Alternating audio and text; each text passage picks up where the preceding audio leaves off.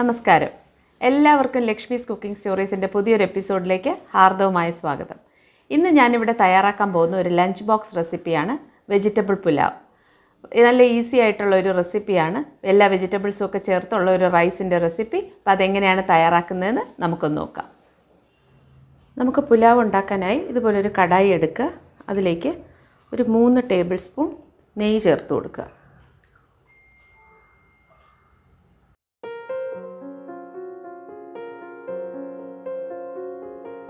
നെയ്യൊന്ന് melt ആകുമ്പോഴേക്കും അതിലേക്ക് മുഴുവൻ മസാല ആയിട്ട് 2 ഏലക്ക, ഒരു ചെറിയ 2 കഷ്ണം കറുവാപ്പട്ട, 3 ഗ്രാമ്പു ഇത്രയും ചേർത്ത് കൊടുക്കുക.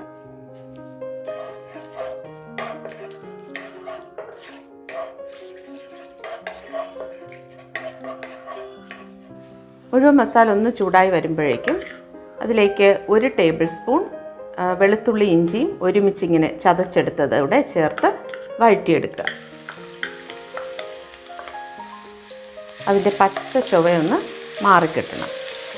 അതിന് വേണ്ടിയിട്ടാണ്. ഫ്ലെയിം വളരെ ലോയിലായിരിക്കാൻ ശ്രദ്ധിക്കണം. ഇതൊന്നും കരിഞ്ഞു പോകാൻ പാടില്ല.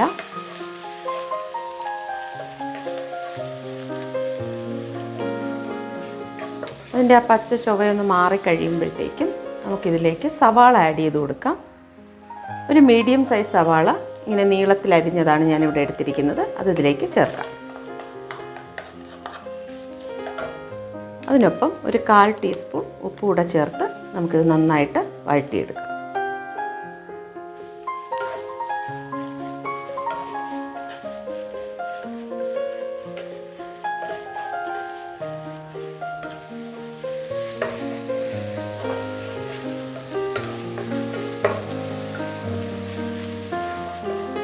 സവാള മുക്കാൽ വഴണ്ട് കഴിയുമ്പോഴേക്കും നമുക്ക് ബാക്കി വെജിറ്റബിൾസൊക്കെ ചേർത്ത് കൊടുക്കാം.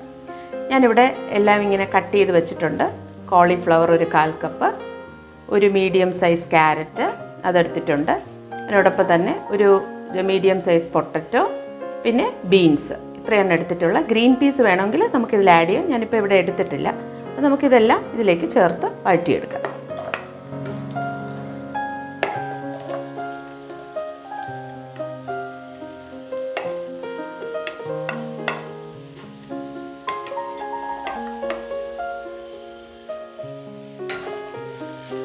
ഈ ടൈമിൽ നമുക്കൊന്ന് ഫ്ലെയിം ചെറുതായിട്ടൊന്ന് കൂട്ടി കൊടുക്കാം. ഇത് നന്നായിട്ട് വഴറ്റിയെടുക്കാം. പുലാവിനായതുകൊണ്ടാണ് നമ്മളിങ്ങനെ നീളത്തിൽ വെജിറ്റബിൾസ് കട്ട് ചെയ്തെടുക്കുന്നത്. നോർമലി വെജിറ്റബിൾ ഫ്രൈഡ് റൈസിനൊക്കെ കുഞ്ഞായിട്ടാണ് നുറുക്കിയെടുക്കാറ്. ഇതിപ്പോൾ ഇച്ചിരി നീളത്തിന് കട്ട് ചെയ്തെടുക്കുന്നതായിരിക്കും നല്ലത്.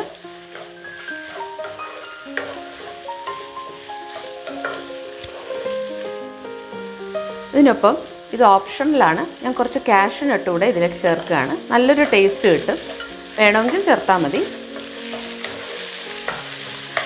ഇനി ഇതിനൊപ്പം ഒരു ചെറിയ പച്ചമുളക് ഒരു 2 എണ്ണം അതിങ്ങനെ നുറുക്കിയതൂടെ ചേർത്ത് കൊടുക്കാം. ഇനി എല്ലാം ഒരുമിച്ച് നന്നായിട്ട് നമുക്ക് വഴറ്റിയെടുക്കാം. 5 മിനിറ്റ് മീഡിയം ഫ്ലെയിമിൽ ഇങ്ങനെ ഒന്ന് വഴറ്റാം.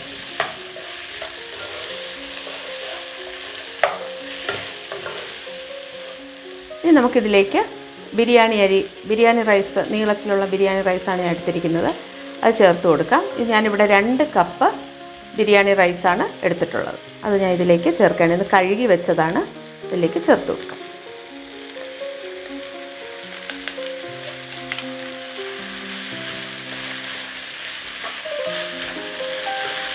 അതും നന്നായിട്ട് ഇതുപോലെ ഒന്ന് മീഡിയം ഫ്ലെയിമിൽ ഇങ്ങനെ റോസ്റ്റ് ചെയ്തെടുക്കാം.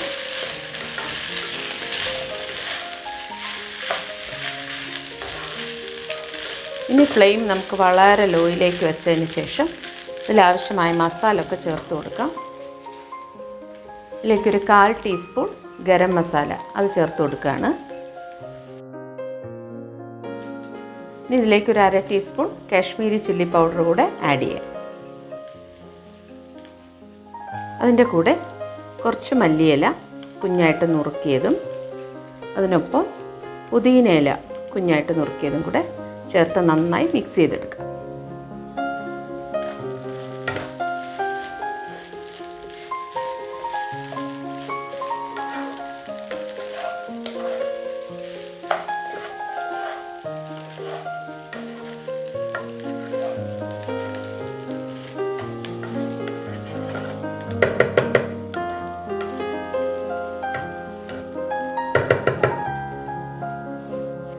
ഇനി ഇതിലേക്ക് ആഡ് ചെയ്യേണ്ടത് വെള്ളമാണ്.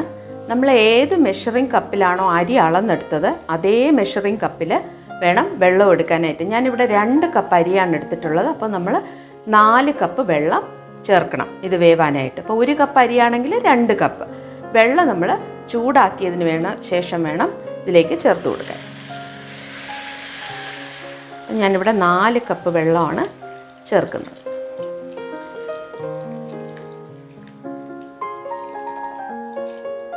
അത് വെള്ളം ചൂടാക്കിയെടുത്തത് തന്നെ ചേർക്കാൻ ശ്രദ്ധിക്കുക. ഇനി ഫ്ലെയിം ഹൈയിൽ വെച്ചിട്ട് ഇതൊന്ന് തിളച്ച് വരാനായിട്ട് വെയിറ്റ് ചെയ്യാം. നമ്മൾ സവാള വഴറ്റിയ സമയത്ത് ഒരു 1/4 ടീസ്പൂൺ ഉപ്പ് ചേർത്തിരുന്നു. ഇനി ഇതിലേക്ക് ഒരു 3/4 ടീസ്പൂൺ ഉപ്പ് കൂടെ ഞാൻ ആഡ് ചെയ്യുകയാണ്.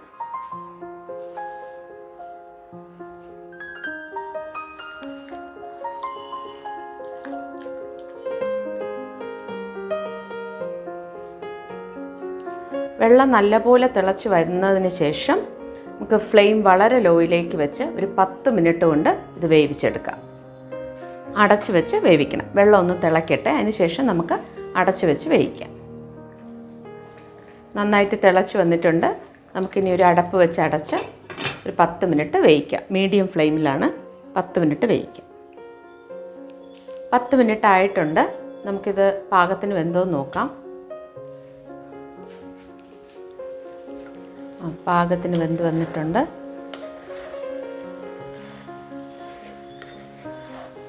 ഇനി നമുക്ക് ഇതിലേക്ക് കിസ്മിസും കാഷ്യൂനട്ടും ഒന്ന് ഗീയിൽ സോട്ട് ചെയ്ത് ചേർത്ത് കൊടുക്കാം. ഇനി നമുക്കിതൊരു സെർവിങ് ബൗളിലോട്ട് മാറ്റാം.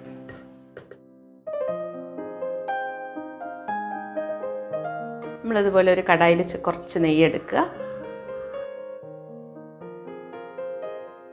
അണ്ടിപ്പരിപ്പ് ഒന്ന് സോട്ടായിട്ട് നമുക്ക് കിസ്മിസ് ചേർത്ത് കൊടുക്കാം.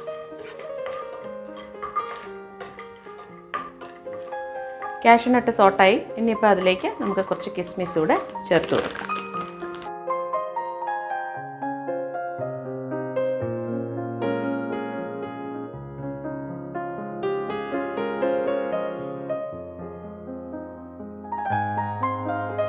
രണ്ടും സോട്ടായിട്ടുണ്ട്. നമുക്ക് ഫ്ലെയിം ഓഫ് ചെയ്യാം.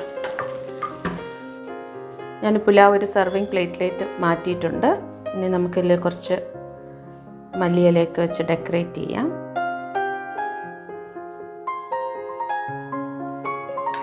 ഇനി ഇതിലേക്ക് നമ്മൾ സോട്ട് ചെയ്ത് വെച്ച് കാഷ്യൂനട്ടും കിസ്മിസും കൂടെ ആഡ് ചെയ്ത് കൊടുക്കാം. പിന്നെ ഗാർണിഷ് ചെയ്ത് കൊടുക്കാം.